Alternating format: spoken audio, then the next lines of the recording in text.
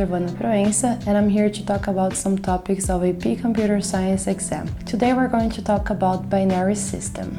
A variety of abstractions built on binary sequences can be used to store anything on computers, like lists, colors, and Boolean functions, for example. If we want to represent the maximum read value of a pixel, it is an abstraction for the binary number 1111, 1111, 0011, 0011, 0110, 0110. It seems a weird notation, but if we understand how it works, it becomes simpler. In the real world, we represent numbers using the decimal system, in which we represent numbers using the digits from 0 to 9. In computer, we normally represent numbers using binary, so we normally use ones and zeros, like we already saw in the previous video. So now let's try to understand how can we convert a binary number into a decimal. To do this, we're going to see the next example. For example, let's suppose you want to convert the binary number 100110 to decimal. This binary number has 6 digits. This means that we're going to start from 2 power 0 until 2 power 5. Then we're going to convert the 6 forms of power of 2 into their results. For example, 2 power of 0 is 1, 2 power of 1 is 2, 2 power of 4 is 4, and so on and so forth, until 2 power of 5, that is 32. Write the digits of the binary number below their corresponding powers of 2 and connect them. Now you're going to multiply the two nodes of this line, starting from left to right. For example, in our case, we have 0 times 1, then 1 times 2, then 1 times 4, 0 times 8, 0 times 16, and finally 1 times 32. Sum the result of each multiplication. You're going to find the number 37, and this is the decimal value for the binary number 100110. So far, we learned how to convert a binary number into a decimal, but how can we do the other way around? Let's see the next example.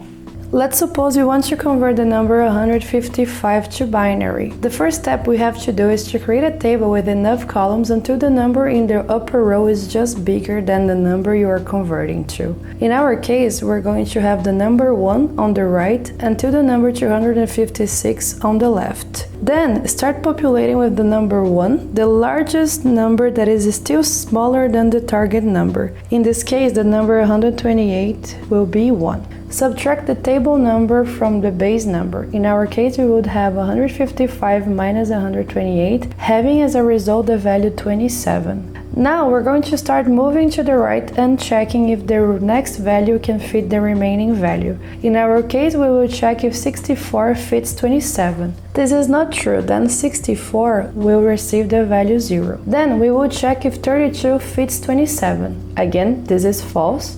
Then 32 will receive the value 0. The next check will be 16 in 27. In this case, 16 fits 27. Then 16 will receive the number 1. Subtract the table number from the base number. In our case, we will do 27 minus 16, having as the result the value 11. Checking the next number, can 8 fit into 11? Yes, so number 8 will receive the number 1 in binary. Subtract again 11 and 8, remaining 3. Next, check if the number 2 fits 3. Since this is true, we will give the number 2 a value of 1 in binary. Subtract 3 to 2 and we will have the value 1. Finally, 1 fits 1. Then, we will have the number 1 in decimal with a value of 1 in binary. In the end, the number 155 converted to binary is 100110. Now that we have all these concepts in mind, let's practice with some exercises. So now let's do the first exercise. Here we have the number 110010 and we're going to convert this into a decimal. Alright, so how can we do this? Remember that right after the number that we have in binary, we're going to put the powers of 2. So we're going to start from right to left. So here under 0 we're going to do 2 power of 0, under 1 we're going to do 2 power of 1, 2 power of 2, 2 power of 3, 2 power of 4, and 2 power of 5. Okay? Then we're going to convert this 2 power of something into a real number. So what is 2 power of 0? It's the number 1. 2 power of 1 is the number 2. 2 power of 2 is the number 4. 2 power of 3 is the number 8. Then 16. And lastly, 32. All right, now we're gonna multiply the numbers that we just converted right now with times the number in binary. So for example, here what we're gonna do, we know that the number is 0, so we're gonna do 0 times 1, okay? Then we're gonna do 1 times 2 plus 0 times 4 plus 0 times 8 plus 16 times 1 plus 1 times 32. Okay, then we're gonna calculate what is the result of this. So we have 32 plus 16 plus 0 plus 0 plus 2. All right, so what will be the result? 32 plus 16 plus 2, it will be 50. All right, so this is the result for the first problem. Let's do the next one. Now it's the other way around. We're gonna convert the number 43 that is in decimal into a binary number. So how are we gonna do this? Remember that we're gonna create one table, all right? The first row, we're gonna start from right to left, putting the numbers of the powers from 0 until a number that is higher than 43 in this case.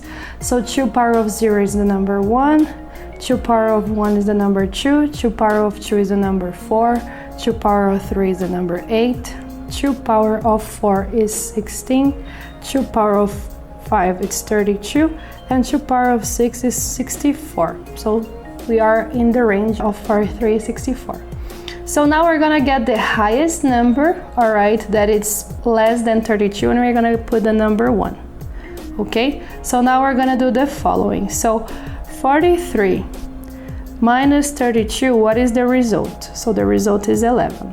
Okay, now we're gonna find one number that fits 11. 16 doesn't fit 11, 8 fits 11, so we're gonna put a number 1 and a number 0 for 16 and a number 1 for 8. Okay, then we're gonna subtract, so 11 minus 8, it will give us the number 3. So now we're gonna check, 4 fits 3, no, so we're gonna give 0 in the binary number for the number 4. Then 2 fits 3, yes, so we're gonna give the number 1. 3 minus 2 is number 1, so we're gonna give the number 1 in here. So in the end, how will be our binary number? Will be 1, 0, 1, 0, 1, 1. Okay, so this is the binary number for 43. All right, let's see the next one. So now the next exercise, again, we're gonna convert a binary number into a decimal. All right, so let's do the following. Again, we're gonna create a table, so the first row will be the power of 2. Starting from right, so 2 power of 0, 2 power of 1, 2 power of 2, 2 power of 3, 2 power of 4, 2 power of 5, and 2 power of 6. 2 power of 1, it's 1, 2, 4, 8, 16, 32, and 64. Now we're gonna multiply the binary number by this result. So we're gonna have 0 times 1, 0 times 2. We're gonna do 1 times 4, 1 times 8, right? 1 times 16, 1 times 32, and 1 times 64. All right, now we're gonna sum everything, so we're gonna have 64 plus 32 plus 16 plus 8 plus 4, and this will all be 124. Okay, this is it for this question. Let's do the next one. So now let's do the next problem. So here we have this number 1100110001, and again we're gonna convert this to binary. All right, the following videos we're gonna start doing a relationship between binary, decimal, hexadecimal, and octal. These are the next videos that we're gonna do, but right now we're just focusing on binary. Okay, so again we're gonna do the power of 0, power of 1, power of 2, 3, power of 4, power of 5, power of 6, power of 7, and power of 8. What is the result? So 1, 2, 4, 8, 16, 32, 64, 128, and 256. All right, now we're gonna multiply the binary number to this result here. So we're gonna have 1 times 1, 0 times 2, 0 times 4, 1 times 8, 1 times 16, 0 times 32, 0 times 64, 1 times 128, and 1 times 256. Now let's do the sum here. So in the end, we're gonna have 256 plus 128 plus 16 plus 8 plus 1. So the result will be 409 here if we sum all of this. Okay, that's it for this. Let's do the last exercise. So now we're gonna do the last exercise, and here we're gonna convert the number 336 into a binary number. So let's do again that table. The first row, we're gonna start from right to left, putting the result of the powers.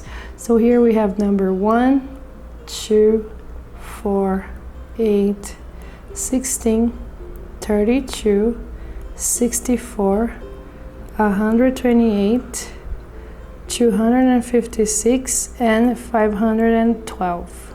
All right, so we're gonna get the highest number that still fits in 336, and in this case it's 256. All right, so we're gonna give the number 1 to 256. So in this place in binary it will be 1, and we're gonna subtract 336 minus 256, and this will give us 80. All right, 80.